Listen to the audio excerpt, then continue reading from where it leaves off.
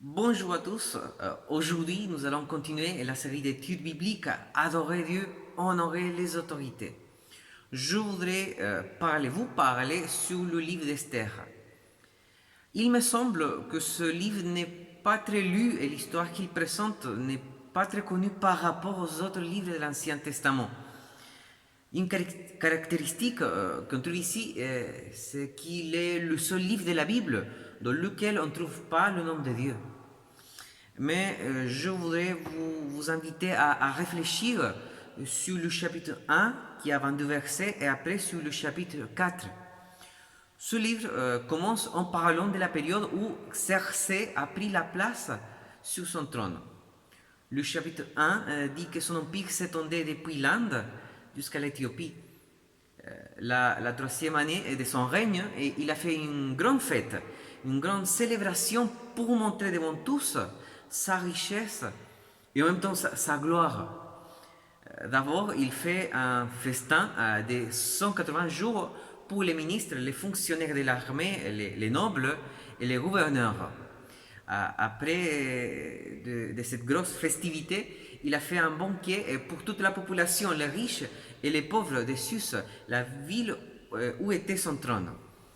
Le septième jour du banquet qu'il a fait pour tous, il voulait faire venir à l'impératrice Vasti pour montrer devant tous les hommes de son empire, pour montrer qu'elle était très très belle. Mais elle a refusé cette demande.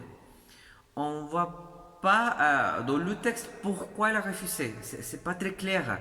Mais peut-être qu'elle s'attendait d'être traitée de manière dégradante. Il y a des commentaires rabbiniques sur ce texte qui disent que peut-être que Xerxès voulait la montrer nue devant tous et c'est pourquoi elle a refusé. Alors, la conséquence, Xerxès s'est mis en colère et il a reçu le conseil de promulguer une ordonnance impériale interdisant pour toujours à Bastille de se présenter devant lui et en disant que le titre d'impératrice serait conféré à une autre femme plus digne qu'elle. Dans ce contexte, il s'est marié avec Esther. Après, je voudrais vous inviter à réfléchir sur le chapitre 4, mais d'abord, pour pouvoir comprendre le sens de ce chapitre, le sens de ce texte, il faut voir le contexte, l'origine de l'histoire, qui est dans le chapitre 3. Xerxès a promu à Aman en tant que premier ministre. La loi a demandé que tous les fonctionnaires devaient se prosterner chaque fois qu'Aman passait au palais, mais Mardoché l'a jamais fait. C'était quelqu'un du peuple juif. Quand Aman a constaté que Mardoché ne se prosternait pas, il était furieux. Pour ça, il n'a pas seulement décidé de punir à Mardoché, mais il a aussi reçu l'ordre d'exterminer tous les juifs. Il a convaincu à Xerxès, l'empereur. L'empereur lui-même lui a dit: je te laisse l'argent et je te livre son peuple. Fais-en ce que tu voudras. Quand Esther, qui était déjà l'impératrice, a entendu ce problème, a demandé à tous les juifs de jeûner pendant 3 jours et 3 nuits pour qu'elle puisse parler ensuite avec Xerxès, l'empereur. Elle voulait éviter la massacre contre son peuple juif. Alors je voudrais vous proposer quelques pistes de méditation sur ces deux textes, le chapitre 1 et le chapitre 4. D'abord, sur le chapitre 1, on peut voir quelqu'un qui était sur un poste de pouvoir, d'autorité, qui était corrompu.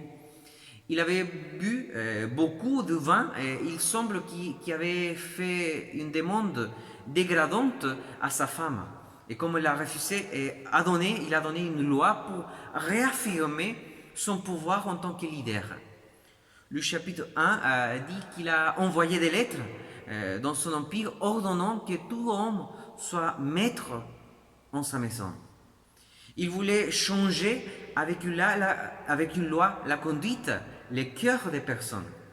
Ici, on peut voir la différence entre le royaume de Dieu et les royaumes de ce monde. Dans le royaume de Dieu, les cœurs peuvent être changés que par l'action de l'Esprit Saint. Mais dans le royaume de ce monde, les dirigeants pensent qu'avec les lois, les personnes vont changer. La société sera, entre guillemets, meilleure.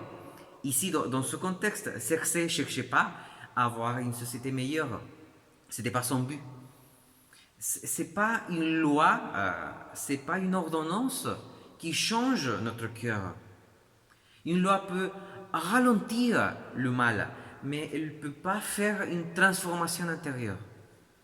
Et la deuxième chose, concernant le chapitre 4, Esther a demandé à tous les Juifs de jeûner avant de parler avec l'empereur pour éviter la massacre contre son peuple.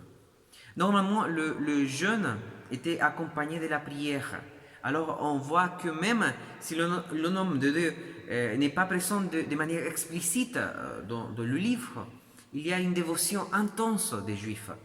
Esther voulait parler d'un sujet tellement important avec celui qui était l'autorité civile, mais elle a compris qu'il était fondamental d'avoir la confiance en Dieu dans la prière et le jeûne. C'était pas une affaire que politique, mais surtout spirituelle. Elle voulait trouver une solution à ce problème politique en demandant à Dieu d'intervenir. Je vous laisse pour que vous puissiez continuer à réfléchir et méditer dans ces deux textes, le chapitre 1 et 4 d'Esther. Que Dieu vous bénisse.